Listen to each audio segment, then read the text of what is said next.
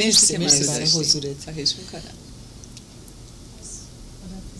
آره باید خدافظی کنیم. من فکر کردم هنوز هستیم. من جوری اومدم فکر میکنم یه 2 ماه قراره بمونم. روزگارتون خوش. عاشقتونم. امشب دل من با دل تو جوره امشب حس من یه حس مغروره امشب شب میلاد چشماته امشب تموم حسم باهاته از تولد تو چند تا بهار گذشته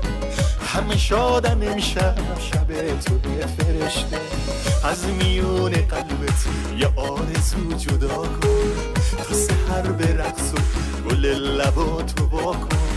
تا سحر به رقص و گل لباتو واکن همه آماده ایم با نور و ساز و چشمت ای عزیز امشب تولدت مبارک همه آماده ایم با نور و ساز و چشمت ای عزیز امشب تولدت مبارک تولدت مبارک تولدت مبارک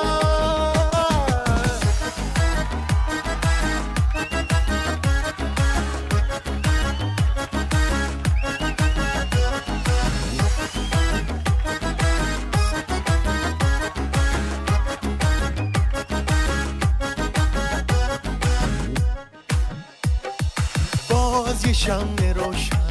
اضافه شد به شمات زیر نور این شمع چه برقی داره چشمات بوسه یه ترانه هدیه به لبهات شده نور شمع امشب عاشق دستات شده همه حلقه بستن دور تو تا برسی حلقه رو نگاه کن گلش خودت تو هستی حلقه رو نگاه کن گلش خودت تو هستی همه آماده ایم با نور و ساز و چشمت ای عزیز امشب تولدت مبارک همه آماده ایم با نور و ساز و چشمت ای عزیز امشب تولدت مبارک تولدت مبارک تولدت مبارک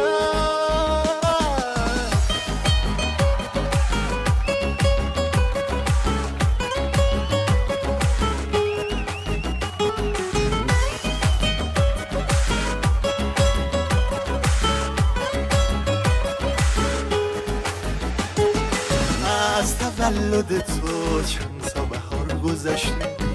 همه شادن امشب شب تو به فرشته از میون قلبت یه آرزو جدا کن تا سحر به رقص و گل لباتو واکن تا سحر به رقص و گل لباتو واکن همه آماده ایم با نور و ساز و چشمت ای عزیز امشب تولدت مبارک همه آماده ایم با نور و ساز و چشمت ای عزیز امشب تولدت مبارک همه آماده ایم با نور و ساز و چشمت ای عزیز امشب تولدت مبارک تولدت مبارک تولدت مبارک